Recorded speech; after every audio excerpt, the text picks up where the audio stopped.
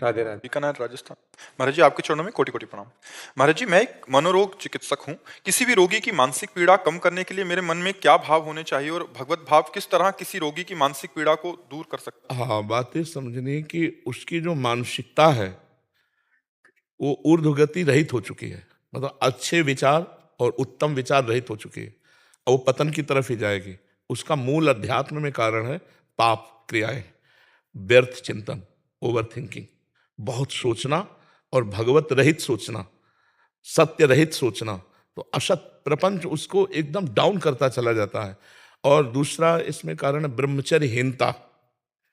ब्रह्मचर्यहीन होने पर उसकी स्मृति शक्ति डाउन होती चली जाती है। उसकी सोच जो है वो पतित होती चली जाती है, क्योंकि भोगों का चिंतन, भोग क्रियाएं, तो ये पतित है ना, तो पतित चिंतन होता चला जाता है। अब अगर उसके चिंतन को बल मिले, शीतलता मिले, शांति मिले, आनंद मिले, तो अभी पलट जाए। जब तक ये नहीं मिलेगा तब तक वो पलटेगा नहीं। आप दवाइयों के द्वारा कितना भी रोकने की कोशिश करें, वो बेहोश रहेगा, वो नींद में चला जाएगा, लेकिन जब होश आएगा तब उसका चिंतन निगेटिव ही होगा, तब उसका चिंतन कमजोर ही होगा। अगर उसे अध्यात्म दे दिया जाए और धीरे धीरे दवाओं के द्वारा उसकी मानसिक शक्ति को पुष्ट किया जाए, उसे विश्राम मिले थोड़ा और अध्यात्म चिंतन उसका चलने लगे, जैसे भगवान का नाम तुम्हें इतना जपना ही है, तुमको अमुक पाठ करना ही है, कोई पाठ दे दे भगवान की स्तुति, कोई ये दवा के साथ अगर आप दो और उसको समझाने की चेष्टा करो। भगवान का जब तुम आश्रय लोगे तो तुम्हें चिंता नहीं करनी, हर जगह तुम्हारी रक्षा करेंगे। भगवान का आश्रय लोगे तो एक सेकंड में उन्होंने अनंत सृष्टि रच दी, तुम्हारे लिए हर व्यवस्था कर देंगे। भगवान इतने महाबलशाली कि उनके आगे किसी की नहीं चलती, और वो हमारे हैं, तो आपको चिंता नहीं करनी। आप जो व्यर्थ चिंतन करते हो ये ठीक बात नहीं है, उसके मन को व्यर्थ चिंतन से हमें बचाना होगा। तो जब तक हम नाम नहीं देंगे उसे, भगवत नाम, तब तक वो चिंतन करेगा तो क्या करेगा? आप दवा दे दिए, इसके बाद वो चिंतन क्या करेगा? तो उसका चिंतन बल, तुम रामायण देखो, आधा घंटे रामायण देखो, आधा घंटे महाभारत देखो, क्योंकि पहले वो बिल्कुल संसारिकता से थोड़ा अध्यात्म की तरफ तो झुके, और उसे कह दो गीता जी पढ़ो, गीता विचार करो, तो शायद वो ना कर पाए। तुम आधा घंटे सत्संग सुनो, आधा घंटे नाम कीर्तन करो, उसे लगाओ। अब जैसे हमारी बात बाहर से मान लिए, तो कितने ऐसे हैं जिनको आध्यात्मिक लाभ मिल रहा है। हमारी बात ना मानो तो हमारे पास रहो, तुम्हें लाभ नहीं मिलेगा। बात मानना, तो आप उसे किसी तरह अध्यात्म से जोड़िए, नाम से जोड़िए। राम नाम, कृष्ण नाम, हरि नाम, राधा नाम, नाम जपने लगे सो बस मंगल हो जाएगा, आप देख लीजिएगा। महाराज जी ओवर थिंकिंग में अभी हम एक जने से बात कर रहे थे, उसको भी यही वो था। तो भय का बहुत वो रहता है महाराज जी, हर चीज का भय। वो मतलब बार बार कह रहा था मुझे डर लगता है, ये दवाई से डर लग रहा है, देखो, ये से डर लग रहा है। अपने द्वारा कुछ ऐसे पाप हो जाते हैं जिनको हम प्रकट नहीं करते, जिनका कोई दंड नहीं मिलता, वो बुद्धि पर, बुरी दशा आने के पहले बुद्धि बदली जाती है। समझ रहे हो ना? सबसे पहले जो हमें दंड मिलेगा भागवतिक, वो बुद्धि पर मिलेगा। कैसा हो गया, कैसा हो गया। अब वो ऐसा भयभीत होने लगा कि बिना कारण के भी भयभीत हो रहा है। वो काल्पनिक भय पैदा करके भयभीत होता चला जाता, और उसकी मानसिकता बिगड़ती चली जाती है। और उसको कोई प्यार देने वाला, कोई समझाने वाला अगर उसको समझाने की भी चेष्टा करे तो नहीं समझेगा। उसके लिए एक ही दवा है, नाम, विश्वास मान लीजिए। ना ठीक हो जाए तो हमसे बताइएगा। महाराज जी आपके जो शरणागत भक्त के लक्षण आप बताते हैं, निर्भय, निशंक, निशोक, निश्चिंत और विपरीत भावनाओं को त्याग, इससे सारे लक्षण उससे विपरीत दिख रहे थे। वो शंका कर रहा है, वो शोक कर रहा है, वो अनिश्चिंत है। हाँ, अब जैसे मान लो आप कहते हैं हम कोई पाप नहीं करते, लेकिन आपने वीरपात किया, उसमें एक बच्चा होने की सामर्थ्य है। अगर वही गर्भाशय में पहुंच जाता तो बच्चा होता ना, तो एक बच्चा की हत्या हुई ना। लाखों पाप हो रहे हैं, लाखों अपराध बन रहे हैं, ये सब करेंगे क्या?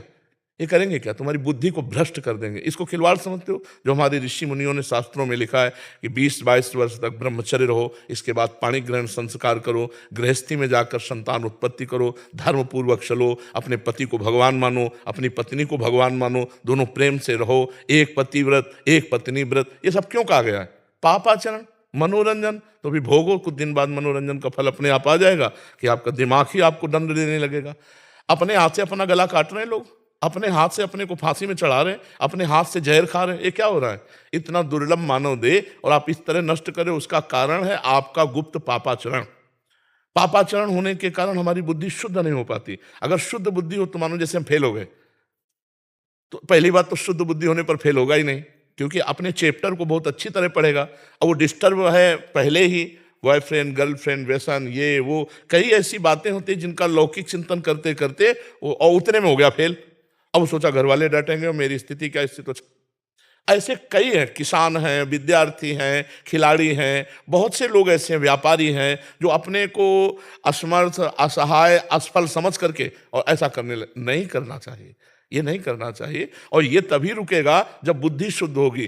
तभी तो देखो, सबको प्रातःकाल उठने की आज्ञा हमारे ऋषियों को है, सबको अर्घ देने की, चाहे जिस कुल का हो, सबको सूर्य भगवान का आदर करने की, और सबको नाम जप करने की, अपने यथा योग्य अधिकारानुसार मंत्र जप करने की।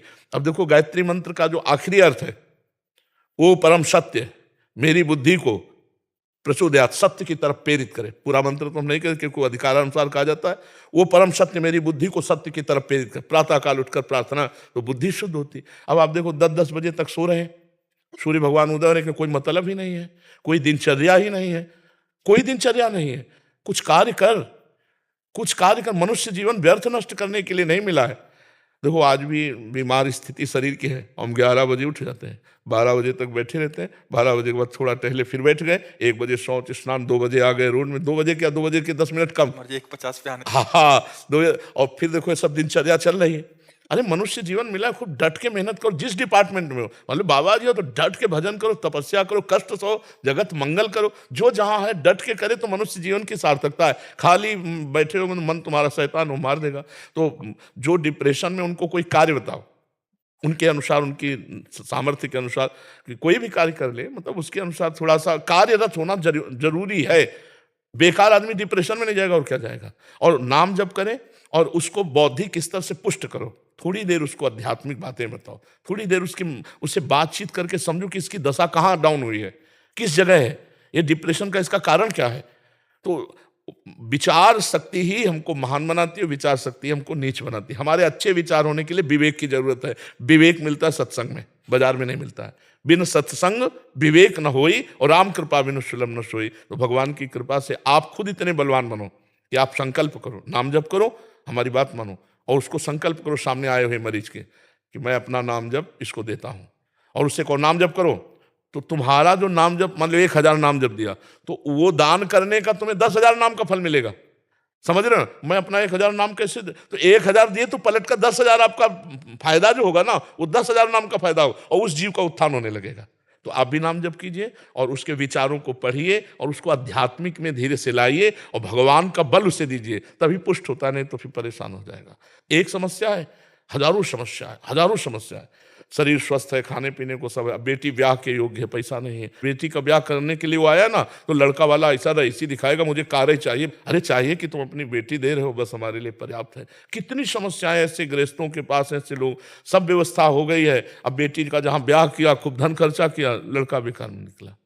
कितनी समस्या है, संसार समस्याओं का पुंज है। यदि भगवान का भजन नहीं करोगे तो बहुत जीवन बेकार है, बहुत जीवन बेकार है। इसलिए सबको चाहिए थोड़ी थोड़ी देर। अभी एक रास्ते में देखा था, जब हम अपने लोग आ रहे थे तो रोक के बात किए थे, कह रहे थे 5 मिनट 1 घंटे में, और 24 घंटे में 24 मिनट।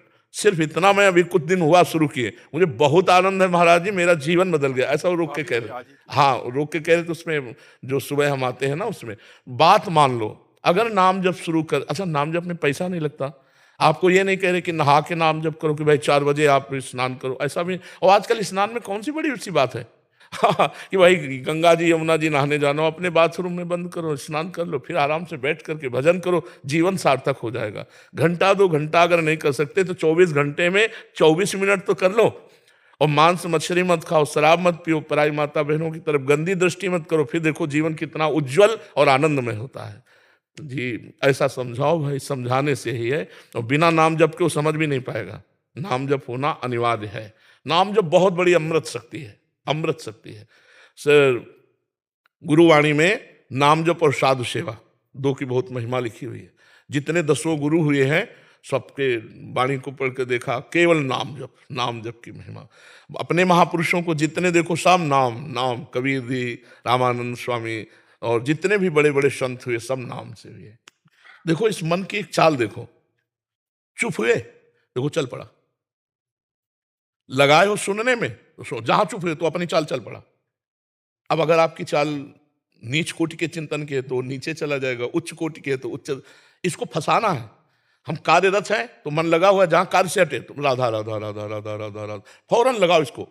फिर कार्य में लग गए, फिर भूल गए, कोई बात नहीं, फिर याद आया, फिर राधा राधा राधा राधा, इसको देखो लगाओ तो आनंद आने लगेगा। नहीं, ये असत चिंतन करता, बहुत ये दुष्ट है, ये गंदी गंदी बातें पकड़ लेगा और अच्छी बातें पकड़ेगा नहीं। इसको अच्छी बातें जबरदस्ती पकड़ाना पड़ेगा, और अच्छी पकड़ लिया तो जीवन मुक्त हो जाएगा। इसको देखो, इसकी चाल देखो, जहां शांत हो वो चल पड़े अपनी चाल पर। कोई व्यक्ति लाएगा, कोई वस्तु लाएगा, कोई घटना लाएगा, कोई भोग लाएगा, और उसी के चिंतन कराएगा, हमारे पावर को नष्ट करता जाएगा।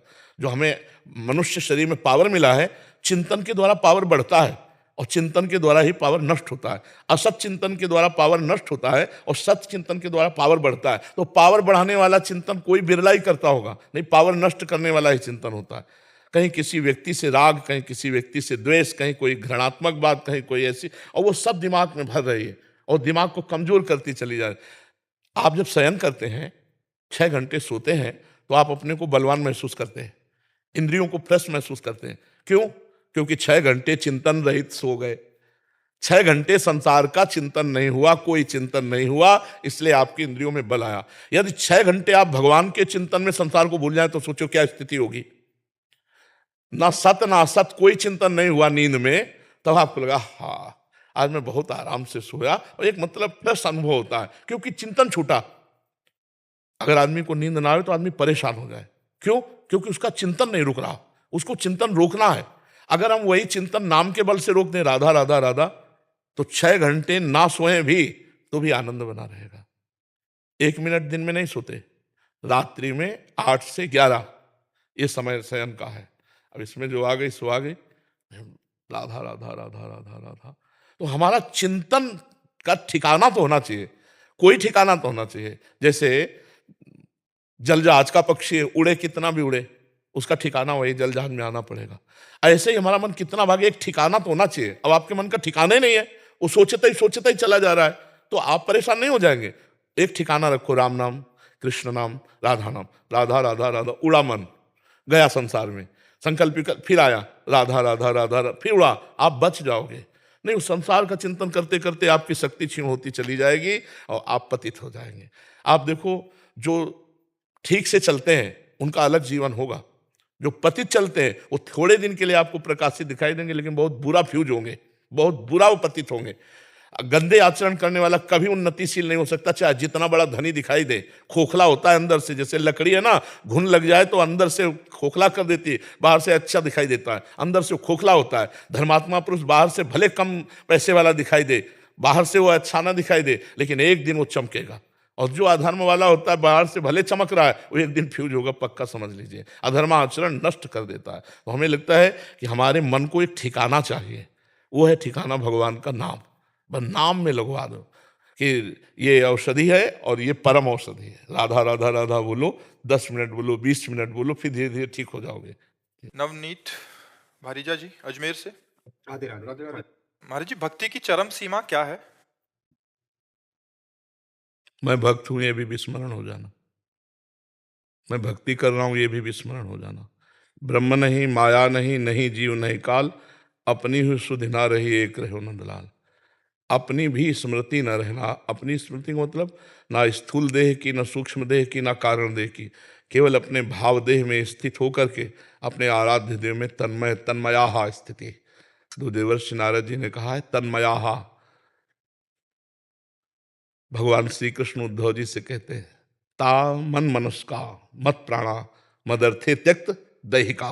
गोपीजनों के लिए मन मनुष्का, मेरे मन वाली हो गई। गोपीजनों का मन क्या हो गया? श्री कृष्ण।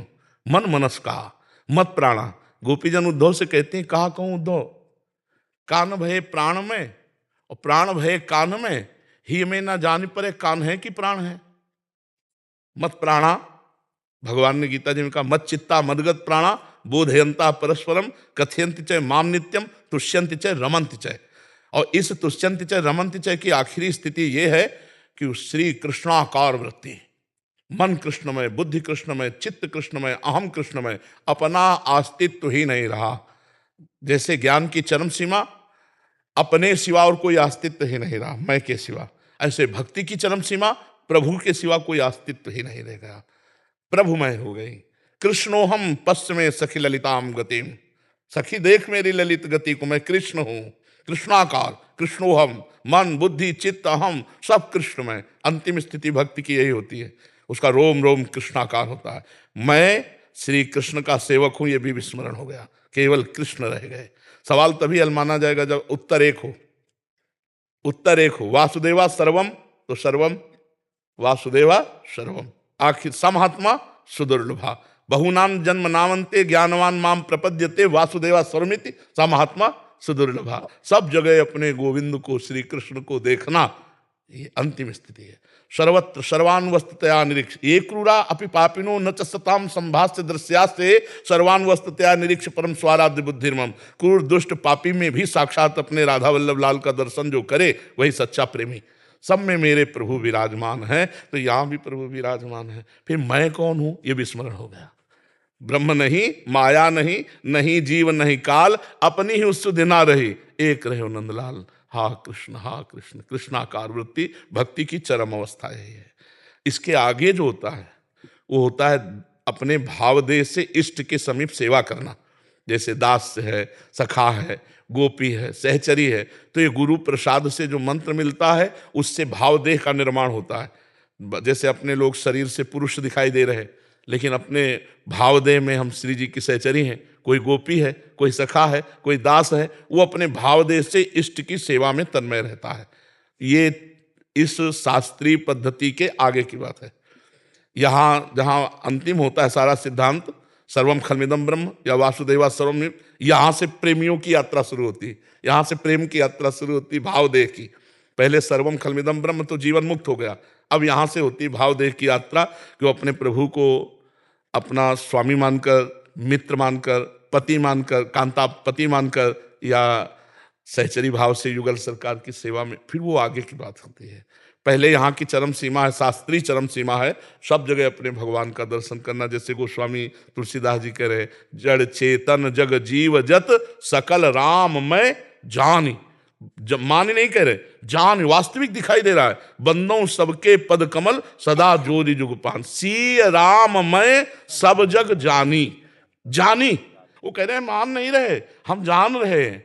सी राम में सब जग जानी, और जो जान जाता है तो जानत तुम्हें एक एक एक रह गया ला, जानत तुम्हें, जानने वाला फिर नहीं रहता, तुम्हें तुम्हें हो जाए, तुम्हें हो जाए, एक रह गया ला, सवाल हल हो गया। जी। ललित कुमार जी हिमाचल से। राधे राधे महाराज। राधा वल्लभ श्री हरिवंश महाराज जी, प्रभु जी आप श्री जी के मुख से सुना है कि दुख में जीव परमात्मा के अधिक निकट होता है। महाराज जी, हम दुख की कामना तो नहीं कर सकते, इसलिए अगर जीवन में सुख है तो हम प्रभु की निकटता के लिए वही दुख वाला भाव कैसे अनुभव कर सकते? नहीं तो सुख क्या है आप हमें बता दो। क्या अच्छा खाना सुख है? क्या अच्छे कपड़ा पहनना सुख है? क्या अच्छी पोजीशन में पद में हो इसे सुख कहते हो? क्या बैंक बैलेंस है इसे सुख कहते हो? या महंगी गाड़ी में चलते हो इसे सुख कहते हो? ये सुख है? अभी तो जैसे गांव के लड़का ना, जब गुड़ बनता है ना और उसका सीरा चाटने को पा जाते हैं तो नाचते हैं, अगर कहीं रबड़ी पा जाए तो सीरा की तरफ देखेंगे नहीं। अभी सुख को जाना ही नहीं। अच्छा बताओ, अभी शरीर छूटे, क्योंकि मृत्यु लोक है, कभी छूट सकता है, तो ना तुम्हारा शरीर जाएगा, ना तुम्हारी गाड़ी जाएगी, ना बैंक बैलेंस जाएगा, ना पद प्रतिष्ठा जाएगा, ना कोई व्यक्ति जाएगा। आप अकेले शरीर छोड़कर, पूरा दुख ही दुख हुआ कि नहीं हुआ? पूरे जीवन जो कमाया उसमें कुछ नहीं ले जा रहे हो। ये लोग ऐसा खतरनाक लोग है कि इस लोग से जब जाता है ना तो कपड़ा तक उतरा कर भेजा जाता है। ये कपड़ा ही है जीव का। वसान से जीर्णानि यथा विहाय नवानि गृह्णाति नरोपराण, ये कपड़ा ही है। दुनिया में लाखों का मेला जुड़ा, हंसा जब जब उड़ा तो अकेला उड़ा। अब बताओ, दुख नहीं है? सच्चिदानंद भगवान को भूल करके भोगों में तुम सुख मान रहे हो, ये कितने बड़े दुख की बात है। भगवान ने यहां लिख दिया पूरा पोस्टर लगा के रच के, दुखालयम अशाश्वतम। लिखा कि नहीं लिखा? संसार को क्या लिखा? दुखालयम अशाश्वतम। और आपको सुख मिल रहा है, मतलब आप धोखे पे हो। जिसे तुम सुख समझते हो सुख नहीं, सुख की छाया है, समझ पड़ती नहीं है, मेरे गिरधर की माया है, समझ नहीं पा रहे हो। दुख योनयः, भगवान कह रहे दुख योनयः, और उसे हम भोग कर सुख मान रहे हैं, मतलब बुद्धि खराब है अभी। यही दुख है, सबसे बड़ा यही दुख है, जिसे हम सुख समझते हैं। ये सुख नहीं, सुख की छाया है। अच्छा माना आप बड़े मौत से जी रहे हो, कोई आपको परेशानी नहीं, लेकिन सबसे बड़ी परेशानी आने वाली है मृत्यु, जो तुम्हें सबसे अलग कर देगी, तुम्हारी पत्नी से, प्रिय पुत्र से, प्रिय शरीर से, प्रिय मकान से, हर प्रिय वस्तु से। उसकी समस्या का समाधान क्या है?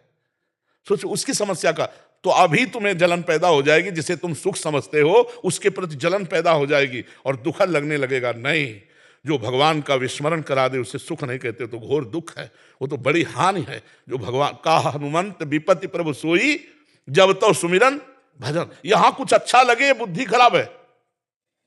स्वप्न में बढ़िया लड्डू छान रहे हैं और जगे तो ना भूख मिटी और ना लड्डू मिले, है ना? ये स्वाप्निक है। जब शरीर छूटेगा तो कुछ नहीं तुम्हारे पास। इतना लंबा समय दिया गया था, 70 वर्ष 80 वर्ष, कि जाकर भगवान का भजन करके भगवत प्राप्ति कर लो, लेकिन भोगों में रम गए। हमारे पास कौन सा सुख है जो स्थायी हो? आप बोलो, सुख कौन सा है? अरे जब सोए तब मुझे इस जागृत के सुखों का सानिध्य नहीं था, तो झूठे हुए ना। और जब जगे तो स्वाप्निक सुखों का सानिध्य नहीं था, तो वो झूठा हुआ ना। ये दोनों झूठे। उमा कहूं मैं अनुभव अपना, सत हरि भजन जगत सब सपना। सपने के सुखों में आप सुख मान रहे हो, सपने के सुख दुख को सुख मान रहे हो, यही अज्ञान है, यही दुख है। जो आप सुख को सुख ना मान करके सुख की छाया को सुख मान रहे। किसमें सुख है? आप बोलो, अभी आपको ले चलें कि चलो भाई अब समय आ गया, अब बोलो आपके पास क्या है? अगर नाम जप किया है, कृष्ण राधा हरि राम, तो आप गर्व से फूलोगे कि है हमारे पास।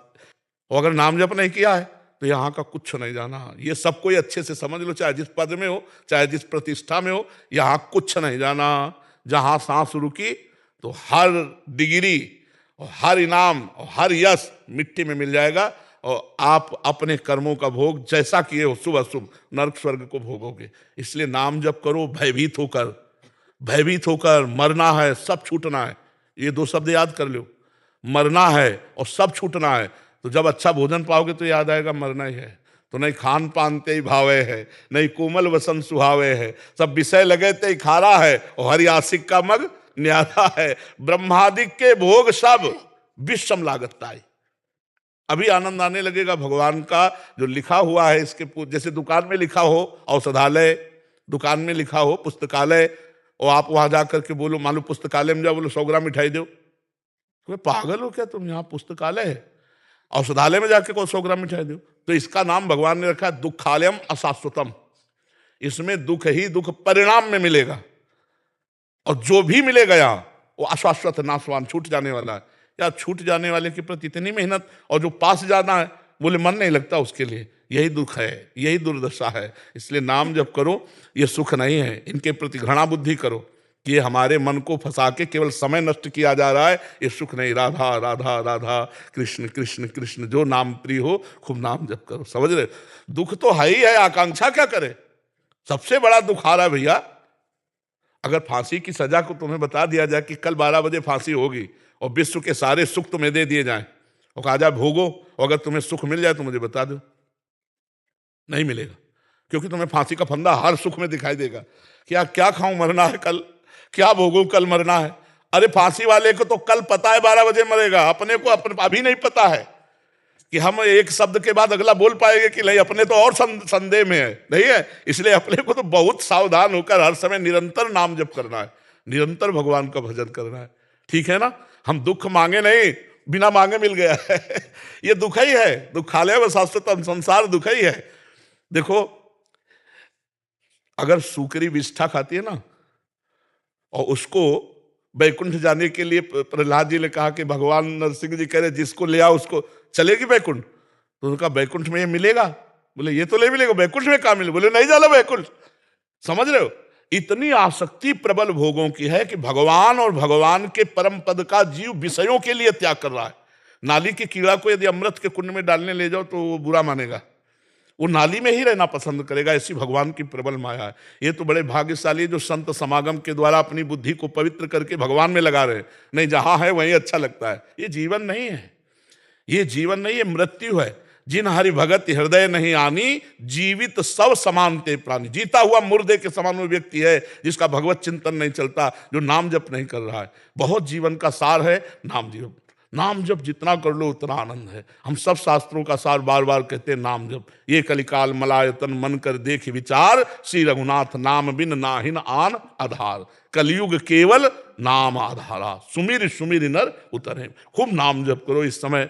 यज्ञ व्रत और साधन योग सांख्य सब नहीं, नाम जप करो, भगवान नाम कीर्तन करो, भगवत कथा सुनो और दूसरों का अपकार मत करो, दूसरों का अहित मत करो। बस इसी से भगवत प्राप्ति हो जाएगी।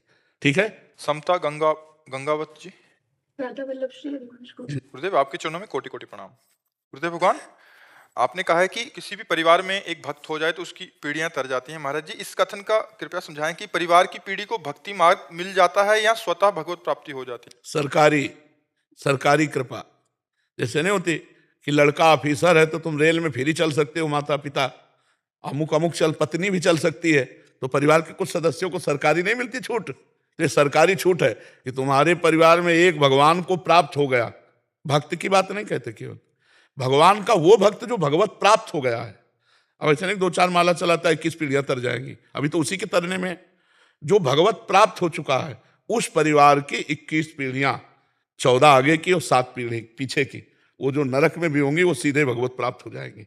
ये सरकारी छूट है कि इतने बड़े माया प्रपंच में तुम्हारे परिवार में अगर एक भगवत प्राप्त हो जाए तो 21 पीढ़ियों को भगवान की सेवा में पहुंचा देगा, भगवान की शरण में पहुंचा देगा। ये सरकारी छूट है, ये भागवतिक छूट है। वो कैसा भी पापी रहा हो या कैसा भी पापी होगा, वो भगवत प्राप्त महापुरुष के कुल में जन्मा, इसलिए उसका मंगल हो जाएगा।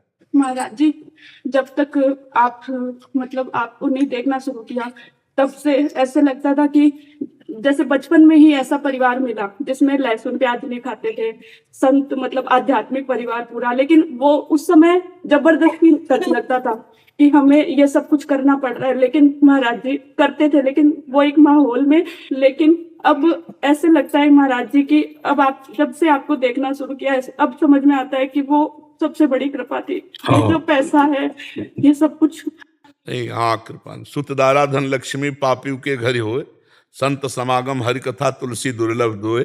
ये भगवान के चरणों में चित्त जुड़ना, नाम जप होना, अच्छे पावन चरित्र बनना, आचरण अच्छे बनना, ये भगवान की कृपा का ही स्वरूप है। शिल्पा जी इंदौर से।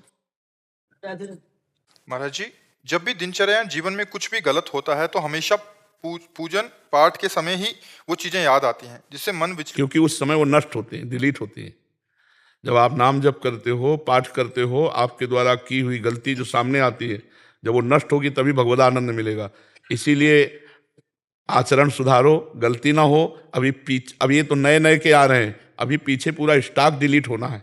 तो जितना भजन बढ़ाओगे उतने गंदी बातें तुम्हारे जो मन में जमा वो सब आएंगे सामने। आप घबराना नहीं, नाम जप करते और डिलीट होते चली जाएंगे वो। और निर्मल मन, तो निर्मल मन जन सो मोहि पावा, मोहि कपट छल छिद्र न, वो भगवान को प्राप्त हो जाएगा। जिस समय हम भजन करते हैं, पाठ करते हैं, उस समय जो गंदी बातें आती हैं वो डिलीट हो रहे हैं। बस चुपचाप पाठ करते रहो, चुपचाप नाम जप करते रहो, उनका चिंतन न करो, ना अच्छा ना बुरा, अरे ये क्यों आ गया, नहीं, या ये तो अच्छा नहीं, बस डिलीट हो रहा हो, ये सब डिलीट हो रहा है। नाम जप करते रहो, समझ रहा है? नहीं ऐसे देखो नहीं आता, लेकिन जहाँ भजन में बैठो तो आता है, वो आता है। ये हम खूब अनुभव की बात कह रहे हैं। श्वेतमणि त्यागी जी। राधे राधे महाराज। राधे राधे महाराज जी। महाराज जी, किसी भी व्यक्ति को जीवन के सर्वश्रेष्ठ लक्ष्य का निर्धारण करने के लिए किन बातों का ध्यान करना चाहिए? सबसे पहला, व्यभिचार को रोकना चाहिए, ब्रह्मचर्य की रक्षा करनी चाहिए। अगर गृहस्थ है तो एक पत्नी व्रत धारण करना चाहिए, और अगर ब्याह नहीं हुआ है तो ब्रह्मचर्य रहना चाहिए। हर डिपार्टमेंट की नींव है ब्रह्मचर्य। अगर ब्रह्मचर्य नहीं है तो व्यभिचारी पुरुष कहीं भी उन्नति में जाने पर भी वो पतन को प्राप्त होता है। जो पराई माता बहनों से व्यभिचार करता है कभी उन्नति को प्राप्त नहीं हो सकता। इसलिए सबसे पहला है चरित्र पावन करो। तुम्हारा चरित्र ठीक होना चाहिए, तुम्हारा आचरण ठीक होना चाहिए, और उसके लिए ब्रह्मचर्य का पालन। गृहस्थी में है तो भी संयम रखे, 30 दिन 40 दिन 50 दिन जितना दिन संयम रख सके। और अगर अभी ब्याह नहीं हुआ तो पूरा संयम रखे, और विरक्त है तो पूरा संयम का मार्ग ही है पहला ब्रह्मचर्य। और दूसरा कम खाना, मिताहार। अगर ज्यादा भोजन करेगा तो ना ब्रह्मचर्य रह पाएगा, ना भजन कर पाएगा, ना कोई शक्तिशाली काम। एक बादशाह ने पूछा एक बहुत बड़े औषधि बताने वाले वैद्य से कि कितना खाना चाहिए 24 घंटे में जिससे हमारा शरीर स्वस्थ होकर भरपूर काम कर सके। तो उनका 39 तोला। एक तोला का मतलब होता है 10 ग्राम, 390 ग्राम होता है। मतलब 400 ग्राम अगर भोजन पालो तो 24 घंटे आप पुष्टतापूर्वक कार्य कर सकते हो। और बोले जो अधिक पाता है, बोले वो आंतों को बोझा देता है और जीवनी शक्ति कमजोर होती है, वो पचने में ही लग जाती है। तो हम कह रहे 400 ग्राम एक बार का, बादशाह से कहा 2 बार रख लो, 400 ग्राम एक बार दोपहर के पा लो 400 ग्राम, लेकिन 400 ग्राम तो नहीं, 1500 पहुंच जाता होगा। भोजन मिताहार हमारे शास्त्रों ने आज्ञा करी है, क्षुध व्याधि चिकित्सताम, क्षुधा रूपी व्याधि की चिकित्सा करो, भिक्षान्न औषधम, औषधि की तरह। 4 रोटी, थोड़ी मूंग की दाल, अरहर की दाल, थोड़ा चावल भोग लगा के ठाकुर जी को पालो, 2 बार पालो। मिताहार, अगर भोजन पवित्र नहीं है और भोजन मित नहीं है, अब ये जो पिज्जा बर्गर सब ये चीजें ना, ये भजन साधन और लक्ष्य की बात जाने तो सब ये बुद्धि को भ्रष्ट करने वाले अपवित्र आहार हैं और लीवर को खराब करने वाले गरिष्ठ पदार्थ हैं। सात्विक भोजन शरीर को, अगर आप व्यभिचार आदि दोषों में ना उतारो तो भगवान ने स्वयं इतनी सामग्री दी है कि थोड़ा आहार करो, खूब व्यायाम करो, खूब मेहनत करो तो भी आप कमजोर नहीं होंगे। अगर हम सात्विक भोजन करें, अल्पाहार करें, तो बहुत जल्दी हमारे अंदर शक्ति का विकास हो, आध्यात्मिक शक्ति का। पहला ब्रह्मचर्य, दूसरा कम खाना मिताहार, और तीसरा कम बोलना, उचित बोलो। हम ये नहीं कहते कि मौन हो जाओ, तो हमें लगता है उचित बोल देना, उचित बोलना, अनुचित बोलने का त्याग करना, इसे मौन ही कहते हैं। कम बोलना और कम सोना। अगर जीवन को लक्ष्य में पहुंचाना है तो हमारी बात को अक्षरशः मान लो, जितने लोग सुनो। पहला ब्रह्मचर्य, दूसरा कम खाना, तीसरा कम बोलना अर्थात मित भाषण करना, विचार पूर्वक बोलना, और चौथी बात कम सोना। अगर आप मेहनत करने वाले व्यक्ति हो तो 6 घंटे पर्याप्त है। 6 चौको 24 घंटे का एक हिस्सा आप सोने में दे सकते हो। 6 चौको 24, 6 घंटे, और वो भी रात्रि के 10 बजे से लेकर के 11, 12, 1, 2, 3, 4, अपने आप ब्रह्म मुहूर्त का समय आ जाता है। 6 घंटे बाद आप उठिए 4 बजे, और 4 बजे उठ करके अपनी दिनचर्या कीजिए, व्यायाम नित्य कर्म करके भगवान नाम जप, जो पाठ करते हैं वो पाठ कीजिए। तो कम सोना, 6 घंटे सोना, लेकिन ठीक समय पे सोना। अब आजकल लोग 1 बजे 2 बजे सोते हैं और दिन के 7-8 बजे तक सोते रहते, फिर जगते। क्या दिनचर्या? भगवान भुवन भास्कर उदय हो गए, तुम्हारी आयु, श्री, कीर्ति, पवित्रता, बुद्धि सबका नाश हो जाएगा। ये लोग तभी तो देखो ना, लोग डिप्रेशन में अधिक पहुंच रहे हैं, दिमागी तनाव बना रहता। क्यों? क्योंकि बुद्धि को सत्य में प्रेरित करने वाले भगवान सूर्य, आयु बढ़ाने वाले भगवान सूर्य, जीवन दान करने वाले भगवान सूर्य उदय हुए। आपने एक अर्घ भी नहीं दिया, प्रणाम भी नहीं किया, भगवत आराधना नहीं की, सैया पे सो रहे, तुम्हारी आयु का अपहरण हो जाएगा। तो ये 4 बातें ध्यान रखनी होगी। ब्रह्मचर्य, कम खाना, कम बोलना, कम सोना, और फिर जिस मार्ग के पथिक बनो, उन संत महापुरुष का आदेश लेकर उनके अनुसार उपासना करो, आप देखो परिपक्व हो जाओगे। लक्ष्य है भगवान की प्राप्ति। अगर मनुष्य शरीर धारण करके सच्चिदानंद प्रभु को प्राप्त नहीं किया, भगवान को प्राप्त नहीं किया, तो फिर जीवन कर जीवित मुर्दे के समान है। जिन हरि भगत हृदय नहीं आनी, जीवित सब समान थे प्राणी। लक्ष्य बनाओ भगवत प्राप्ति, और ऐसे चलो, देखो आनंद आ जाएगा। कम खाना, कम बोलना और कम सोना, और अधिक नाम जप करते हुए खूब मेहनत करो। यहाँ सोने के लिए नहीं आए, यहाँ कमाने के लिए आए हैं, और ऐसी कमाई करो जो ले चलो। क्या? नाम। ये रुपया, बैंक बैलेंस, ये जमींदारी, ये जितने भी डिग्रियां हैं और जितने भी पद है, सब यही रह जाने वाले प्यारे। हम तो कई बार कहते हैं कि होश में ऐसे देश में कमा रहे हो जहां से चवन्नी नहीं ले जाओगे, यहीं सब छुड़ा लिया जाएगा। अगर नाम जप किया, वो तुम्हारे साथ जाएगा। नाम जप नहीं तो फिर जीवन निरर्थक है। कबीरा सब जग निर्धना, धनवंता नहीं कोई, धनवंता सोई जानिए जाके राम नाम धन होए। जो नाम जप रहा है वही धनी है जी। यद्यपि आपके दर्शन मात्र से समस्त संशयों का निराकरण स्वतः ही हो जाता है, तथापि एक प्रश्न कभी कभी मेरे मन में आता है।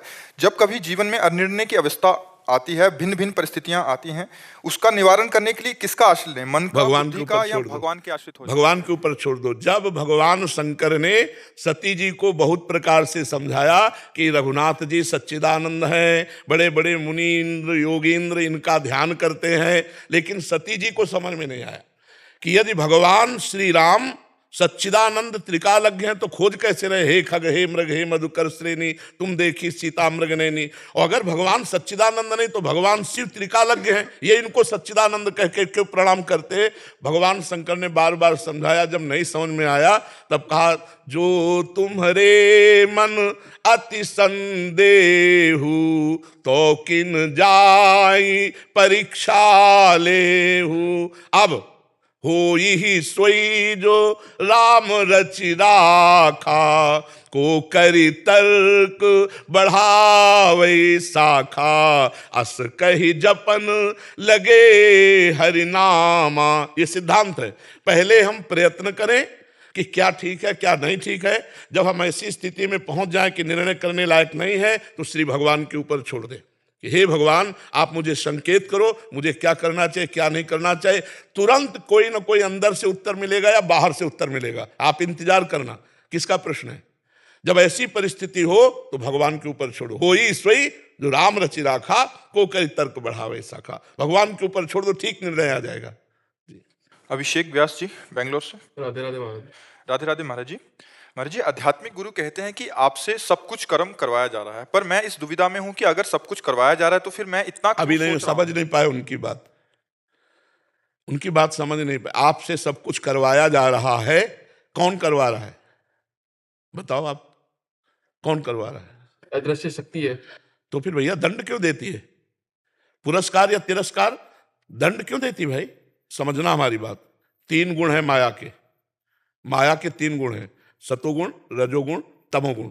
और इन 3 गुणों का प्रभाव तुम्हारी बुद्धि पे पड़ रहा है और तुम्हारी बुद्धि उन गुणों के अनुसार स्वीकार करके क्रियाएं कर रही, और उसके कर्ता तुम हो तो भोक्ता तुम्हें होना पड़ेगा। अब आप बाजार लगी हुई है, बाजार में क्या पसंद करते हुए तुम्हें छूट है। अब तुमने जाकर के जहर पसंद किया, जो तुम्हारी पसंद है ना, तो मरोगे तो तुम ही। तो वहां अमृत भी तो है, वहां अच्छे अच्छे पदार्थ भी तो है, तुमने पसंद क्यों गलत किया, ये तुम्हारे ऊपर दंड मिलेगा। बाजार उसकी संपूर्ण लगी हुई है। पावर आपको दिया है विचार करने का, देखने के लिए आंख दिया है, करने के लिए हाथ दिया है, करने की शक्ति दी है। अब बुरा कर रहे हो कि अच्छा, ये तुम्हारे ऊपर है। अगर बुरा करोगे तो बुरा भोगोगे, अच्छा करोगे तो अच्छा भोगोगे। ये परम शक्ति के मालिक भगवान श्री कृष्ण कह रहे हैं, अवश्य में भोक्तव्यम कृतम कर्म शुभाशुभम। हमसे कौन कराता है पाप, हमारी वासनाएं, हमारी इच्छा।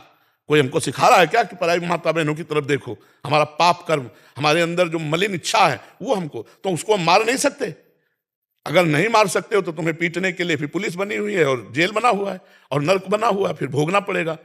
जब हम अहंकार को समर्पित कर देते हैं भगवान के चरणों में, तो भगवान उसके जीवन की बागडोर ऐसे पकड़ लेते हैं जैसे अर्जुन के रथ की बागडोर पकड़। अब पूरी जिम्मेदारी अर्जुन को संभाल के चलाना भगवान की है, क्योंकि बागडोर हाथ में। तो अब जब हम शरणागत हो गए तब भगवान उसके जीवन को संभाल लेते हैं। अब उसका कोई भी कर्म नहीं, अब भगवान उसके हृदय में बैठकर और जब भगवान बैठ के कराते हैं तो जगत मंगल होता है, क्योंकि भगवान मंगल भवन अमंगल हारी। भगवान के द्वारा किसी का अमंगल नहीं हो सकता, सबका मंगल होगा। जिन्होंने भगवान को जहर पिलाना चाहा पूतना ने, तो 6वें दिन भगवान ने उसको परम पद दिया जो यशोदा मैया को दिया। भगवान के द्वारा मंगल नहीं होता। अभी हमारी वासनाएं हमसे कर्म करा रहे हैं, हमारी इच्छाएं हमारी कामनाएं कर्म करा रहे हैं। समझ रहे हो ना, कोई अदृश्य शक्ति नहीं। आप हमें बताओ। महाराज जी, भाग्य भी तो बोलते हैं कि भाग्य पूरा आपके रचित है, कि भाग्य ही सब कुछ होगा। अगर भाग्य के अनुसार मनुष्य शरीर चलता है तो गधे में और मनुष्य में अंतर क्या। नए हम नए भाग्य की रचना करने की सामर्थ्य लेकर के आए हैं। हमारे भाग्य में भगवत प्राप्ति नहीं लिखी, हमारे भाग्य में उन्नति नहीं लिखी। अब हम तपस्या करेंगे, भजन करेंगे, संयम करेंगे, अपने भाग्य को बदल कर नए भाग्य की रचना करेंगे, भगवान को प्राप्त करेंगे। हम भगवान के अंश, सच्चिदानंद अंश, जान अपने को, जागृत हो, ईश्वर अंश, जीव अविनाशी, चेतन अमल, सहज सुख राशि। अरे जहां कदम रख दे, भगवान पर विश्वास करके लंका में रावण की सभा में अंगद ने कदम रख दिया कि बार बार मेरे प्रभु को मनुष्य कहता है, हो वीर तेरे सभा में कोई मेरा पैर उठा दे, हिला नहीं पाया। भगवान का अंश है अंगद जी, हम तुम भी भगवान का अंश है। भाग्य के अनुसार चलने वाले नहीं हैं, भाग्य को रौंदने वाले हम हैं। भाग्य को रौंद आया तो भाग्य, देख रहे हो भाग्य क्या कर पा रहा है। भगवान का बल, भगवान का आश्रय, तो भाग्य क्या करेगा। भाग्य क्या करेगा, हमारे शरीर को नष्ट कर दो, भाग्य क्या करेगा। हम अविनाशी दूसरा शरीर धारण करके फिर भजन करेंगे, भगवान की प्राप्ति करें। तू अपने को समझ, भाग्य के अधीन होके नहीं बैठना। नाम जप कर पहले खूब डट के, और ये विचार कर कि मैं भगवान का अंश हूं, मैं परमात्मा का अंश हूं, जिधर कदम रखेगा उधर विजय ही विजय होगी। अभी अहंकार से तो हार ही हार होगी प्यारे, क्योंकि जिधर भी तुम अहंकार करके जाओगे उधर माया तुम्हें परास्त करेगी। और भगवान का बल लेकर के नाम जप करते हुए कैसे लंका में प्रवेश हो रहे हैं हनुमान जी महाराज, कैसे प्रवेश नगर की जय सबका जा, हृदय राखी कौशलपुर राजा। हृदय में प्रभु को अब जाओ, जो करोगे वो सब आनंदमय होगा। और जब प्रभु का काज करोगे ना तो मुख प्रसन्न तन तेज विराजा, किन्हें श्री राम चंद्र कर काजा। अभी वासनाओं के कार्य कर रहे हो, और जब उपासना का कार्य करोगे भगवत भाव से तो विजय ही विजय, आनंद ही आनंद रहेगा। मान लो मेरी बात, समझ में आ रही? हाँ, अभी उस स्थिति में पहुंचना बहुत कठिन है जहां हो रहा है। जैसे इनके शरीर से कर्म हो रहा है मुझे क्या मतलब, ऐसे इस शरीर से कर्म हो रहा है मुझे क्या मतलब। ऐसी देहाभिमान रहित स्थिति नहीं है। इसलिए भगवान की शरण में होकर नाम जप करो, और जो निषेध कर्म है उनको मत करो, जो अच्छे कर्म है उनको करो। इसके परिणाम से कर्ता भाव गलित हो जाएगा, फिर ये स्थिति आ जाएगी। महाराज जी, कुछ काम करने के लिए संकल्प की शक्ति ज्यादा मजबूत है कि समर्पण की शक्ति ज्यादा मजबूत? समर्पण। हमारा संकल्प तो फिसड्डी है। जिन्होंने एक संकल्प किया कि एको हम बहुश्यामा, वही उसी के संकल्प से सब कुछ है, हम उसी की शरण में हो जाए, समर्पित हो जाए, वही हमारे से सब करवा लेगा। हमारा संकल्प क्या है? अभी हम संकल्प लेते हैं शाम को छोड़ देंगे, अभी कसम खाएंगे शाम को छोड़ देंगे, अभी प्रतिज्ञा करेंगे शाम को, वो पकड़ेगा तो हम तो उनको नहीं पकड़ सकते, वो हमें पकड़ लिए। अब हम छुड़ाना भी चाहे तो उनकी पकड़ से नहीं छुड़ा सकते। समझ रहे हो? हमारा प्रयास और कृपा भगवान की, हर जगह सफलता। हमारा संकल्प क्या है? हम कह रहे हैं कि हम शाम तक ये काम कर देंगे, और अभी मर गए तो? आप विचार करके देखो। हम कह रहे हैं शाम तक हम आपको ये दे देंगे, और अभी मर गए तो? भरोसा है कि तुम शाम तक जियोगे? तो संकल्प क्या करें? अज्ञान ही तो हुआ ना। तो इसलिए बात समझो, समर्पित। ये बहुत जोर की बात रहेगी। नाम जप करो। कोई नशा तो नहीं करते? हाँ बढ़िया है। और मांस, हाँ बढ़िया है। और गंदे साथियों का संग मत करना, अच्छे बन करके रहो, फिर खुद देखो आनंद आ जाएगा। महाराज जी, मैं कंपनी में काम करता हूँ, वहाँ सब नए बच्चे हैं जी। तो वहाँ पे सब 21-22 साल के बच्चे, मैं उनको बोलता हूँ सुबह जल्दी उठने के लिए कि सुबह 4 बजे उठना चाहिए। सब क्रिटिसाइज करते हैं कि नहीं, सुबह जल्दी उठने से कुछ नहीं होता। मेरे पापा तो 10 बजे उठते हैं और इतना काम कर लेते हैं। हाँ, तो आदर्श वो अपने पापा का रखे। वो किसी संत महात्मा या शास्त्र का आदर्श थोड़ी रखे, आदर्श तो पापा का रखे। जो 10 बजे तक सोता है वो कैसे आदर्श हो सकता है? आदर्श तो महापुरुष हैं जिन्होंने अपना जीवन भगवान के चरणों में अर्पित कर दिया है, जिन्होंने रात दिन तपस्या, उनसे हमें बात सुननी चाहिए, उनसे बात पूछनी चाहिए। वो हमारे आदर्श होते हैं। आदर्श ऐसे थोड़ी होते हैं विषयी पुरुष, चाहे कोई भी हो। जब तक भगवान का विरोध नहीं किया हिरण्यकश्यप ने, तब तक पिताश्री कहते थे प्रहलाद जी। और जिस दिन विरोध किया उसी दिन दैत्यराज कहकर बात किया, दैत्यराज कह के। फिर पिताश्री ने, फिर वो हमारा पिता नहीं है। जाके प्रिय राम वैदेही तजिए ताहि कोटि बैरी सम जद्यप परम स्नेही, तजेव पिता प्रहलाद विभीषण बंधु भरत महतारी, गुरुबल तजेव कंत ब्रज बनितन भे मुद मंगलकारी। आदर्श महापुरुषों को मानना चाहिए। तरुण जी, राधे राधे। महाराज जी, आपके चरणों में कोटि कोटि राधे राधे। गुरुदेव, जब सब कुछ इस जगत में भगवान जी द्वारा बनाया गया तो उसमें कुछ चीजों का चयन निषेध क्यों है, जैसे काम, क्रोध, लोभ, मोह आदि? आप हमें ये बताओ कि हमारे ही शरीर में मूत्राशय और मलाशय है ना, लेकिन उसका त्याग कहीं एकांत में करने का विधान बनाया गया है। तो काम क्रोध को सार्वजनिक त्यागने के लिए बात नहीं कही गई। हमारी बात समझना। अगर आप एक पत्नी व्रत हैं और अपनी पत्नी से काम का प्रयोग करते हैं तो धर्म में काम वो भगवान की प्राप्ति का हेतु होगा। लेकिन आप पराई बहनी बिटिया से करेंगे तो कानूनी और भागवतिक दोनों में आप बंधन युक्त हो जाएंगे। आप अपने पुत्र को सुधारने के लिए क्रोध कर रहे हैं तो वो क्रोध न्याय संगत है, लेकिन आप पड़ोसी से झगड़ा करके क्रोध कर रहे हैं तो आप हथकड़ी पकड़ के जाओ। हमारे भगवान ने, ये पूर्ण है, पूर्ण में सब कुछ होता है। अब उस पूर्ण में तुम्हें पूर्ण तक पहुंचने के लिए कुछ त्याग करना है और कुछ ग्रहण करना है। तो क्या त्याग करना है वो शास्त्र बताता है, क्या ग्रहण करना है ये तस्मात् शास्त्रम प्रमाणन्ते कार्याकार व्यवस्थित हो। क्या विधि है, क्या निषेध है, क्या करना चाहिए, क्या नहीं करना चाहिए। तो आप हमारी बात समझ पा रहे हैं? उसका प्रयोग है। अगर प्रयोग सही है तो काम सही है, क्रोध सही है, लोभ सही है, मोह सही है, अहंकार भी सही है, सब सही है। जैसे अस अभिमान जाय जन भोरे, मैं सेवक रघुपति पति मोरे, ये अभिमान, तो अभिमान भी सार्थक हो गया। अब रुपया का अभिमान, विद्वता का अभिमान, शरीर का अभिमान, परिवार का अभिमान, अन्य अन्य अभिमान, ये घातक है, ये तुम्हारा पतन कर देगा। तो जो चीज जहां प्रयोग करनी, अगर वही प्रयोग हुई तो वो दुखदाई नहीं है। जैसे हमारा सरकारी डिपार्टमेंट है पुलिस, अब अगर आपको आवश्यकता है कि सुरक्षा के लिए, तो आप प्रार्थना कीजिए, वो आपकी सुरक्षा करेगा।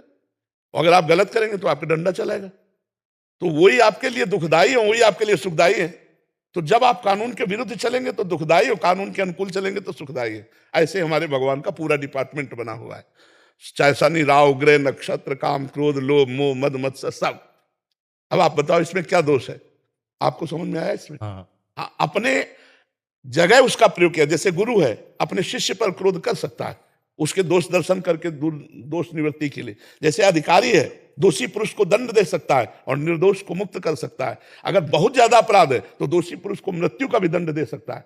तो काम क्रोध लोभ मोह मद मत्सर, अगर इनका धर्म से प्रयोग किया जाए तो ये सब सार्थक है।